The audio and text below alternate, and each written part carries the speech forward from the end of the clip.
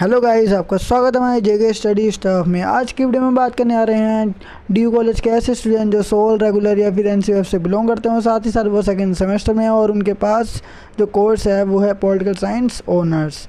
और गाइस, उनके political science honours में एक सब्जेक्ट आता है एनवायरमेंटल साइंस, मतलब कि पर्यावरणीय अध्ययन। ठीक है, तो इसका जो एग्ज़ाम है आपका 5 अगस्त को है, जो कि अभी मतलब कि 2 से 3 दिन बाद है। और उसकी जो सेकंड यूनिट है, हम उसके बारे में इसमें जो आपके एग्ज़ाम में सेकंड यूनिट से इम्पोर्टेंट क्वेश्चन आ सकता है उसके बारे में हम इस वीडियो में थोड़ा सा डिस्कस करेंगे। और आपको कैसे उसका आंसर लिखना है तो मैं आपको ओवरऑल इन्फॉर्मेशन इस वीडियो में बताऊंगा। सो गाइस, इस वीडियो को स्टार्ट कीजिएगा एंड तक जोड़ देखना। तो चलते हैं अपनी वीडियो की ओर। So without wasting time let's begin our video. So guys, अपना जो टॉपिक है वो है पारितंत्र से रिलेटेड। ठीक है, जो आपकी सेकंड यूनिट है पारितंत्र है, मतलब कि पारितंत्र अवधारणा एवं परिभाषा, ये आपकी सेकंड यूनिट है। तो इसके अंदर जो इम्पोर्टेंट टॉपिक्स है कौन कौन से हैं उसको छाट कर मैंने आपके लिए ये वीडियो बनाई है।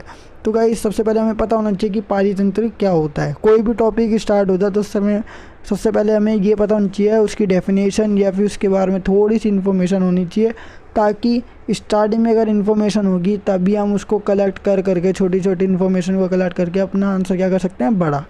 तो देखते हैं पारितंत्र। पारितंत्र प्रकृति की वह क्रियात्मक इकाई है, ठीक है, मतलब कि जो एक्टिविटी करती है वाली यूनिट है जिसमें जीव मंडल के सभी घटकों के समूह, ठीक है, जीव मंडल के सभी घटकों के समूह पारस्परिक मतलब कि आपस में क्रिया करते हैं और उसमें शामिल होते हैं।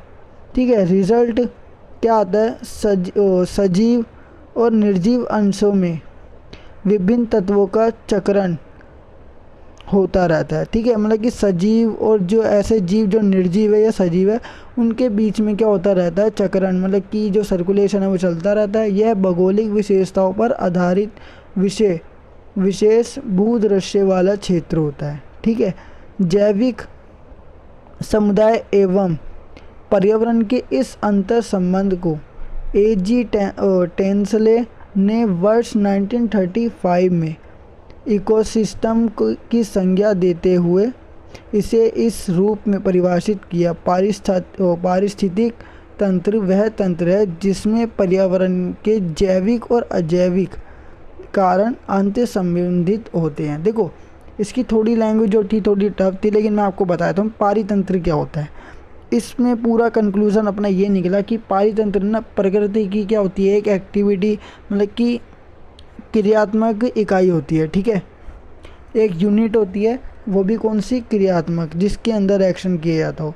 दूसरी बात, इसके अंतर्गत कौन कौन शामिल होता है, जैविक और अजैविक, मतलब कि ऐसे जीव जो बोल सकते हैं, देख भी सकते हैं, सुन भी सकते हैं, चल भी सकते हैं, वो भी शामिल होते हैं। और ऐसे जीव जो बोल या चल या फिर मतलब कि सांस वगैरह नहीं ले सकते, ठीक है, वो भी क्या होते हैं इसमें शामिल। जैसे पत्थर है, पत्थर सांस भी नहीं ले सकता, बोल भी नहीं सकता, ठीक है, और जब तक हम उसे छुएंगे नहीं तो वो हिल भी नहीं सकता। लेकिन हमारी बात करें तो हम भी पर्यावरण के अंतर्गत आते हैं। ठीक है, हम बोल भी सकते हैं, देख भी सकते हैं, सुन भी सकते हैं, चल भी सकते हैं। ठीक है, तो ये सब है, तो सारी की सारी चीज़ें पारितंत्र में शामिल होती है। ठीक है, अब बात करते हैं अपनी कि एक मतलब कि व्यक्ति है जिसका नाम है A.G. टेंसले। ठीक है, उन्होंने 1935 में इकोसिस्टम की ना संज्ञा देते हुए कहा था कि क्या हुआ था कि उन्होंने ना डिफाइन किया था कि पारिस्थितिक तंत्र या पारितंत्र दोनों का मतलब एक ही है। ठीक है, वह तंत्र है जिसमें पर्यावरण के जैविक और अजैविक दोनों के दोनों क्या होते हैं, आपस में शामिल होते हैं या एक दूसरे से संबंधित होते हैं। ठीक है, हम क्या करते हैं कि जैसे मान के चलो कोई पत्थर है पर्यावरण के अंदर या पारितंत्र के अंदर पड़ा हुआ है। ठीक है, और हम क्या करते हैं, जब तक हम उसे छुएंगे नहीं तब तक वो हिलेगा ही नहीं। ठीक है, तो हम उसे छू क्यों रहे हैं, क्योंकि हमें उसका यूज़ करना है, और हमने जब तक उसे छुआ नहीं तो वो यूज़ हो ही नहीं सकता और वो वहीं पे पड़ा रहेगा, उसकी लोकेशन भी वहीं रहेगी। तो एक तरीके से जैविक और अजैविक दोनों आपस में क्या कर रहे हैं, अंतर संबंध कर रहे हैं, एक दूसरे से कोई ना कोई काम हो रहा है दोनों तरफ से। अब इसके बाद हम बात करते हैं पारितंत्र की डेफिनेशन के बाद अपना जो नेक्स्ट आता है पारितंत्र की संरचना, मतलब कि स्ट्रक्चर और पारितंत्र के बारे में बताना है। ठीक है, स्ट्रक्चर। तो देखो, जैविक और अजैविक घटक, इसके अंदर दो ही आते हैं घटक जो मैंने बताया था आपको, जैविक और अजैविक। तो देखो, पारितंत्र 2 प्रकार के घटकों द्वारा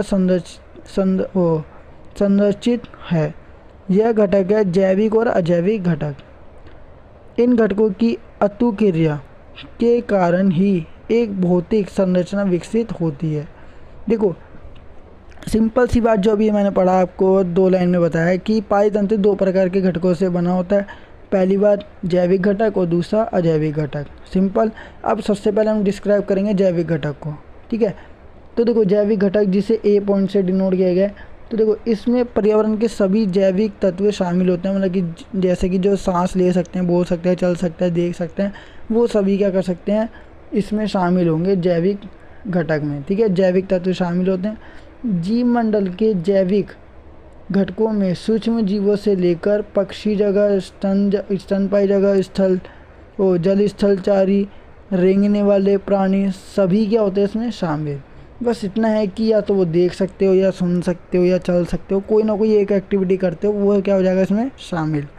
मनुष्य भी इसी जैविक घटकों का एक उदाहरण है। हम भी है, क्योंकि हम सारी एक्टिविटी कर सकते हैं जो कि जैविक घटक के अंदर होती है। यह सभी जीवित प्राणी अन्योन्याश्रित है, ठीक है।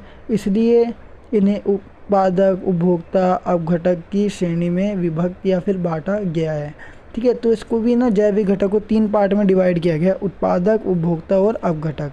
तो इसके बारे में वैसे मैं बता देता हूँ कि आपने 10th क्लास की जो मतलब कि आपका लास्ट में जो चैप्टर है ना, उसमें आपने इसके बारे में पढ़ा होगा। साइंस का जो 10th चैप्टर होगा, ठीक, 10th क्लास में जो साइंस का चैप्टर था 14 या 15, उसमें था इसके बारे में। तो देखते हैं उत्पादक के बारे में क्या बोला गया है। यह है क्लोरोफिल युक्त। क्लोरोफिल किसके अंदर होता है, पेड़ पौधों के अंदर, ठीक है। तो देखो ये क्लोरोफिल युक्त स्वपोषित जीव होते हैं जो सूर्य के प्रकाश में अपना भोजन बनाते हैं, अर्थात पौधे, शैवाल आदि, ठीक है। क्योंकि क्लोरोफिल से क्या बनाते, क्लोरोफिल युक्त स्वपोषित जीव होते हैं जो सूर्य के प्रकाश से अपना क्या बना देते हैं, भोजन, जैसे कि पौधा या पेड़ भी लगा सकते हैं, शैवाल भी हो गया। स्वपोषित होने के कारण यह प्राथमिक उत्पादक भी कहलाते हैं, ठीक है। दूसरी बात उपभोक्ता।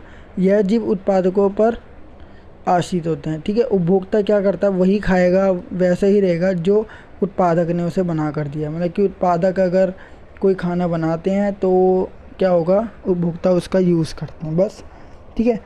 तो उपभोक्ता देखो, अब उपभोक्ता कितने प्रकार के हैं। प्राथमिक उपभोक्ता हो गया, पहला देखते हैं। यह जीव भोजन आपूर्ति के लिए पौधों पर निर्भर होते हैं, ठीक है। अगर भोजन पूरा करना है इनको, भोजन या भूख लग रही है, तो ये पौधों पर आश्रित रहते हैं, जैसे कि भेड़, बकरी, खरगोश आदि, ठीक है। ये क्या करते हैं, चारा वगैरह इन सब का यूज़ करते हैं जब भी इनको भूख लगती है। तो द्वितीय उपभोक्ता, ये वर्ग पोषण के लिए प्राथमिक उपभोक्ता पर आश्रित होते हैं, जैसे कि भेड़, लोमड़ी, सांप आदि, ठीक है। भेड़िया, लोमड़ी और सांप आदि, ये वर्ग पोषण के प्राथमिक उपभोक्ता पर आश्रित रहते हैं। मतलब कि जो अभी ऊपर थे बकरी, जो हमने पढ़ा था अभी, ठीक है। तो द्वितीय वाले किस पे निर्भर रहते हैं, भेड़, बकरी, खरगोश, इन सब पे निर्भर रहते हैं द्वितीय उपभोक्ता। अब तृतीयक क्या होते हैं, यह जीव प्राथमिक और द्वितीयक दोनों पर ही क्या होते हैं, निर्भर होते हैं, जैसे कि शार्क, बाज, शेर, ठीक है। मतलब कि किसी को भी खा सकते हैं, भेड़िया को भी खा लेंगे, लोमड़ी को भी खा लेंगे, सांप को भी खा लेंगे, बकरी, जो भी इनको दिखा वो खा लेंगे, ठीक है। तो तृतीयक में ये आता है। अब तीसरा देखो, अपन ने जो पढ़ा था अभी, जैविक घटक के अंदर उत्पादक होता है, उपभोक्ता होता है, और थर्ड क्या था, अपघटक। तो अपघटक का दूसरा नाम है मृतजीवी। यह जीव आहार के रूप में मृत कार्बनिक सामग्री का सेवन करते हैं, ठीक है। यह जीव मृत पौधों, पशुओं के अवशेषों द्वारा उत्सर्जित पदार्थ का सेवन कर जीवित रहते हैं। मतलब कि जो भी मृत पेड़ के अंदर जो भी अवशेष बचे होते हैं, मृत होते हैं जो जब पशुओं के अंदर, उनको क्या कर लेते हैं, ग्रहण करते हैं, देन उसके बाद वो जीवित रहते हैं। जैसे जीवाणु, कवक और छोटे मोटे कीड़े होते हैं, उनको खाकर ये जिंदा रहते हैं। मतलब कि यही चीज़ें, ये एक तरीके से क्या है, अपघटक का उदाहरण। अब देखो जैविक का कंप्लीट होता है, वो अपना आता है अजैविक, ठीक है। अजैविक घटक, पारितंत्र में अजैविक तत्वों का विशेष महत्व है। पारितंत्र के अजैविक घटक है तापमान, टेम्परेचर हो गया, क्योंकि टेम्परेचर किसी को देख नहीं सकता, और दूसरी बात चल भी नहीं सकता टेम्परेचर। प्रकाश, सनलाइट भी हो गई, ठीक है। इसकी आँख नहीं होती, कान नहीं होते, ये सब नहीं है। ऊर्जा, अकार्बनिक पदार्थ जैसे कि ऑक्सीजन, नाइट्रोजन, रासायनिक एवं भौतिक क्रियाएं। तो ये सारी की सारी अजैविक घटक होते हैं जो पारितंत्र के अंदर शामिल होते हैं। ठीक है, तो गाइस ये अपना थोड़ा बेस था। एंड गाइस अपने पारितंत्र के कार्य, तो देखो पारितंत्र के ना कार्य जो है ये दे रखे हैं, ऊर्जा प्रवाह, खाद्य श्रृंखला, और भी इसके अदर पॉइंट्स है। तो आपने इसको क्या कर सकते हैं, एक बार रीड करना, और उसके बाद ये आपको मतलब कि इतना है कि सिंपल सा कॉन्सेप्ट है और बिल्कुल इजी लैंग्वेज में लिखा हुआ है। तो आप इसको रीड करके ना पारितंत्र के कार्य भी मतलब जो फंक्शन है वो याद कर सकते हो, और आपका जो क्वेश्चन है वो और लेंथी हो जाएगा जो आप आंसर लिखोगे। ठीक है, देखो इसके पारितंत्र के और कार्य भी दे रखे हैं, ऊर्जा प्रवाह, खाद्य श्रृंखला, तीसरा दे रखा है खाद्य जाल। ठीक है, फूड वेब बोलते हैं इसे, जिसमें क्या होता है कोई ना एक दूसरे को खाता रहता है, और लास्ट में शेर जो है वो सबको खा जाता है। ठीक है, पारिस्थितिक अनुक्रमण। ठीक है, तो ये भी क्या है, सारे के सारे पारितंत्र के कार्य। ठीक है, इसके बाद और भी पॉइंट दे रखे हैं, जैव भू रसायन चक्र। ठीक है, और साथ ही साथ गैसीय चक्र, अवसादी चक्र। ये सिंपल से टॉपिक है, आप इसको रीड करके एक बारी में याद कर सकते हो। ठीक है, अब इसके बाद अपना आता है कुछ इम्पोर्टेंट टॉपिक और, मरुस्थलीय पारितंत्र और जलीय पारितंत्र। ठीक है, मरुस्थलीय पारितंत्र और जलीय पारितंत्र के बारे में भी इंफॉर्मेशन जैसे कि पैराग्राफ में लिखी होगी, आप देख रहे होगे स्क्रीन पर, तो इसको पढ़ के भी आप इसके बारे में जो इन्फॉर्मेशन है वो कलेक्ट कर सकते हो। नदी पारितंत्र, समुद्री पारितंत्र, ये भी आप रीड कर सकते हो। ठीक है, तो ये अपना टॉपिक जो है वो यहीं पे ख़त्म होता है पारितंत्र से रिलेटेड। तो पारितंत्र से रिलेटेड अगर एक भी क्वेश्चन आता है कोई सा भी, तो आप इसको लिख सकते हो। ठीक है, और आप अच्छे मार्क्स भी आपको इस क्वेश्चन से मिल जाएंगे। सो गाइस ये थी हमारी आज की वीडियो पारितंत्र से रिलेटेड। आई होप आपको वीडियो जरूर पसंद आएगी। अगर आपको वीडियो पसंद है तो वीडियो को लाइक, शेयर, कमेंट करना बिल्कुल ना भूलिए।